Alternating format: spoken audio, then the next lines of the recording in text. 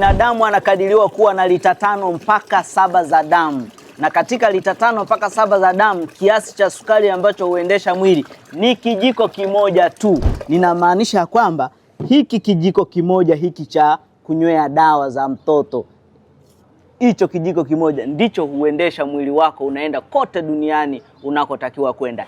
Je, ukizidisha kijiko kimoja nini kinachofanyika? Hii ndo sayansi katika uhalisia. Daktari anapokuambia sukari yako ni 100 mg per deciliter au 5.6 mmol per liter, huwa anamaanisha nini? Tuanze kimahesabu. Miligram 100 per deciliter. Deciliter moja ni sawa na milis 100. Je, lita 5 za damu ni sawa na milisi 5000. Sasa tutafute kwamba katika hizi lita 5 za damu kuna desilita ngapi?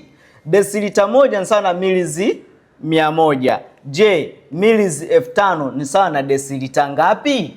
Tunapata desilita 50. Sasa tunaenda zaidi kimahesabu. Kama desilita moja ni sawa na kiasi hiki cha sukari, miligram 100. Je, kwenye desilita 50 tutapata kiasi gani cha sukari? Tumepata miligram 5000. Tunaendelea na hesabu. Sasa kama hizi ni miligram 5000, tuzibadilishe katika gramu, ni sawa na gramu 5.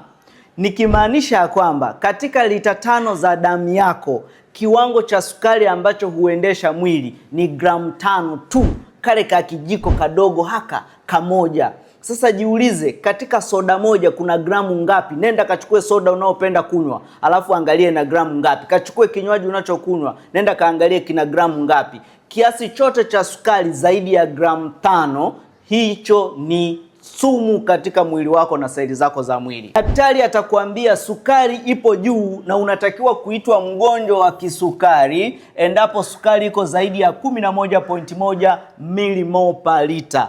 Tukiibadilisha hii 11.1 mmol per liter kuwa katika miligram per deciliter, huwa tunazidisha mara 18, tutapata miligram 200 kwa deciliter. Kumbuka tulijifunza damu ya binadamu inakadiriwa kuwa na lita 5 mpaka 7. Tuanze na lita 5 ambapo ni sawa na desilita 50. Sasa tuangalie kama sukari ikisoma miligram 200 katika desilita moja. Je, katika desilita 50 sukari itakuwa sawa na gramu ngapi? Tumepata hizi hapo gramu 10, ambapo ni sawa na vijiko vidogo vile viwili. Ina maana sukari yako tu ikizidi vijiko viwili kwa zaidi ya masaa 2 katika damu yako, wewe unatakiwa kuitwa mgonjwa wa kisukari. Sukari ni tamu lakini imewaangamiza wengi. Kuwa na kiasi na sukari, share na mtu yeyote mwenye uraibu wa sukari tuweze kumkinga na magonjwa ya lishe.